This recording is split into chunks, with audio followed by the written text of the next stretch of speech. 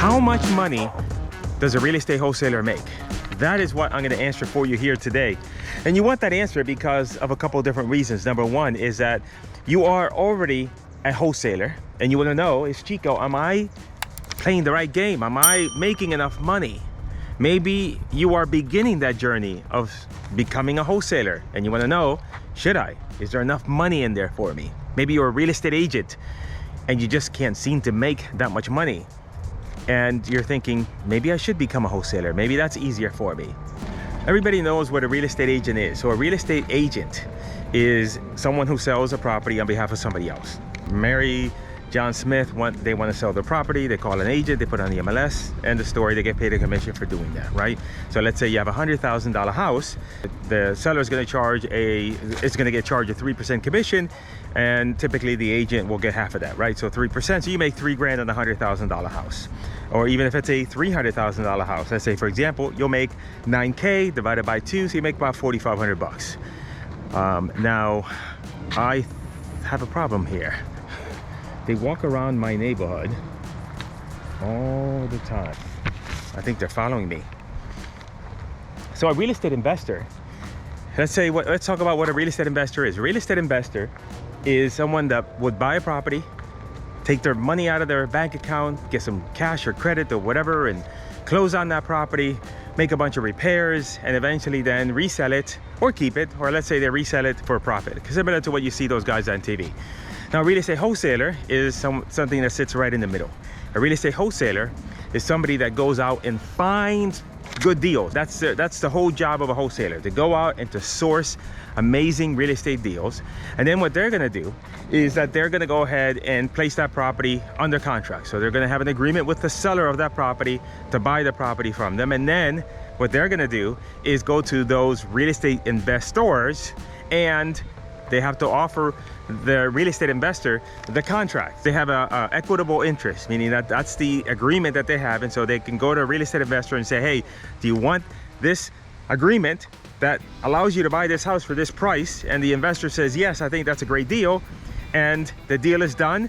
You then assign that agreement to them. And then a couple weeks later, they close and you make whatever fee you're going to charge. And those fees could vary from a few $1,000s to $100,000. How much you can make as a real estate wholesaler really is dependent on two things. It depends on how much you can make per deal, and depends how many deals you can do per month.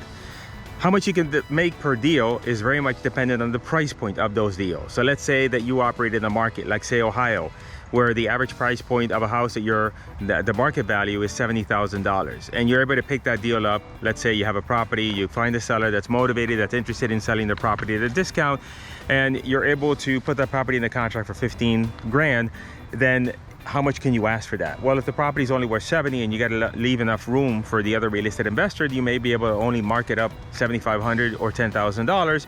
And so that is a limiter on your income. However, let's say that I find a property that's worth $280,000 and I'm able to place that property in the contract for $140,000. And now there's enough margin there that I can ask a real estate investor, hey, would you want to be able to buy my contract on this deal for $25K? So that means that you'll bring to closing, this is what you told the other real estate investor, they're going to bring to closing $165,000, $140 for the original purchase price, $25K for your assignment. It happens all the time. And lo and behold, now you've made $25K. Why? Really because of the purchase price of the property is more. It's a higher value, which means that then there's a potential for a higher margin and the ability for you to make more money. Now, the next thing that determines how much money you can make as a wholesaler is going to be the number of deals you do per month. Now, one thing to know here, you're wholesaling a house that's worth $100 and you get it at a pretty decent price. It's easy to make an assignment fee of $10,000. That means $10,000 to you as a profit on the deal. Now, as an agent, if you were to sell a house that's worth $100,000, right there, you're at a disadvantage versus a wholesaler. Why? Because as an agent, if the commission is 6%, you get 3%, and then you give some of that to your broker, you're already at 3K. You're already at maybe a different number below 3K. So that means that you have made a lot less money than a wholesaler would on the same price point of the property. So that's why many times being a wholesaler makes a lot more money than being just a regular real estate agent.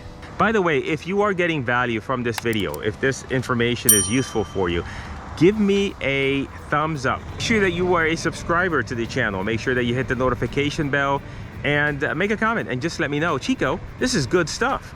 If you don't like it, don't tell me, because you're gonna hurt my feelings. At the beginning level, your first stage is to try to get to doing 2 to 3 deals a month. If you do 2 to 3 deals a month, then let's say that you are just not that great and you're gonna make, say, $10,000 a deal. So 3 deals a month, that's $30,000 a month. You'd have to sell some really priced homes to make $30,000 a month as a real estate agent. It could be a little single family house that's worth $120,000 and you can make $10,000 on a deal like that. So now, if you do 3 of those deals, now you've made $30,000 at the end of the year. That's $360,000. That's a lot of money. That places you at a very high percentile compared to everybody else out there working a job, right? So now, at that level, how much expenses do you have? You have to consider the fact that every deal has a cost. And if you're doing marketing to go out and to find deals, let's say, depending, and I'm just gonna give you a number of $1,500. It's gonna cost you $1,500 to go out and spend enough money on marketing in order to find yourself a deal worth $10,000. So that means that in this example, if you did 3 deals at $10,000 each, and each of those deals cost you $1,500, that means that your cost of doing that was $4,500. So subtract that. Gene, put it on the video. 30,000 less 4,500. I can't calculate with a calculator, but Gene knows how to, and there goes the number. That's a pretty decent profit. You're still making a fairly decent amount of money. Bottom line is that when all said and done, you can make more money as a real estate wholesaler than you can as a real estate agent, because of the fact that you can make more on a transaction than a real estate agent would at the same price point. Now, if you have a real estate license, you can take some of those properties that of those owners that you do speak with that don't end up being able to give you the property at a discount, and so now you can offer to list those properties. So now you can make additional monies, and some people do that, but that's just side money, because the real money is in the real estate wholesaling. So here's my question for you: is how much do you want to make this year? What is your goal for you this year? And how many deals per month do you think it's going to take for you to get to that number? And what are your obstacles that are in your way in order to be able to achieve that? And I ask you that because I would like to do videos that directly answer some of your questions, that give you the help that you need in order for you to move forward in your real estate business. And so let me know that also if you want to learn how to find leads for houses without cold calling or direct mail, check out one of the tutorials that I have here or there. It'll come up, it'll show you my strategy for finding motivated sellers on Facebook. It's one of the best strategies for finding sellers, and check it out. Look at that. That's right. Look at that guy.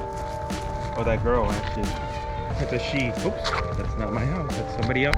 That's not my house. That's somebody else's house.